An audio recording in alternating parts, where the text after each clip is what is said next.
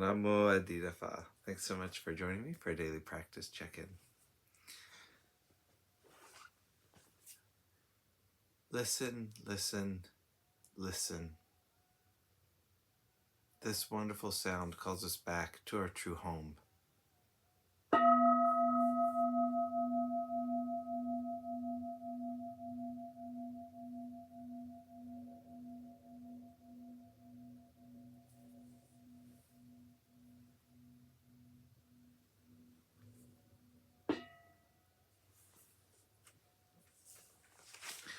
The second mindfulness training.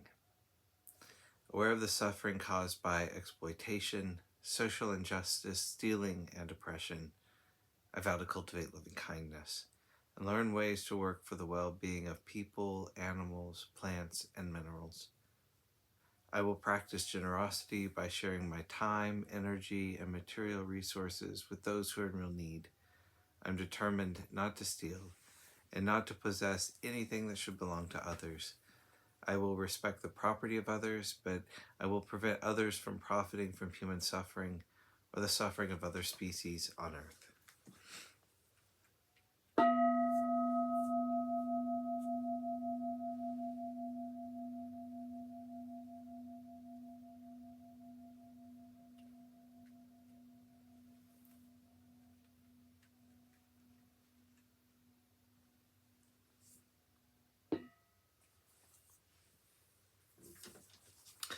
For our Dharma lessons, we've been reading More Than Mindfulness, Widening the Field of Practice by the Monastics of the Thai Forest Sangha. Today we're beginning a new talk by Ajahn Jayasaro called The Paramis as Practices of Liberation.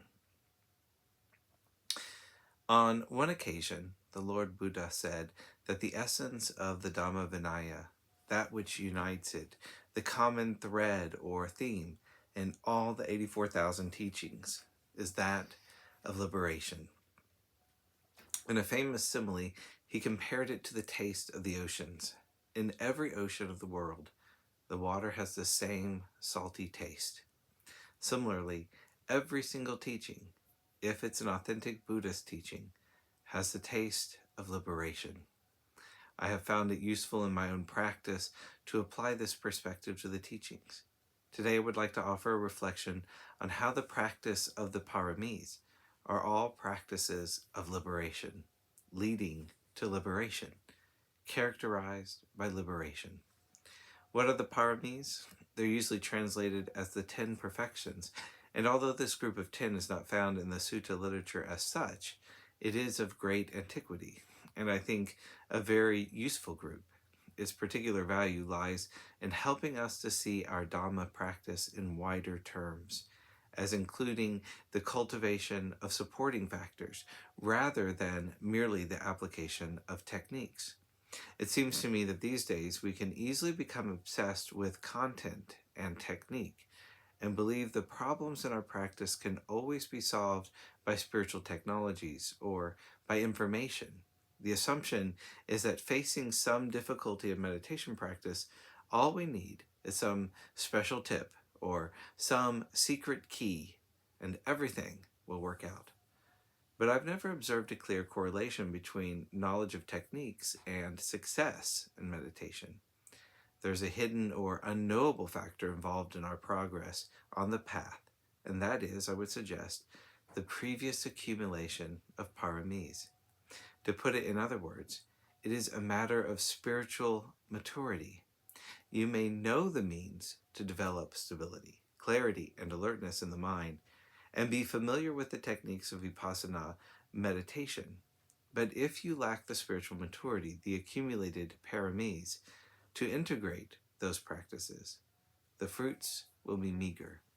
So, I think these paramis are worthy of study. My belief is that they provide the foundation for long-term and profound growth in the Dhamma.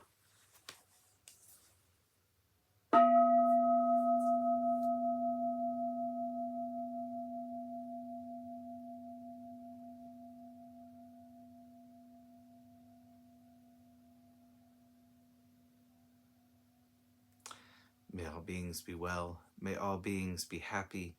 May all beings be at peace. Namo Adida Phat. Thanks so much for joining me today.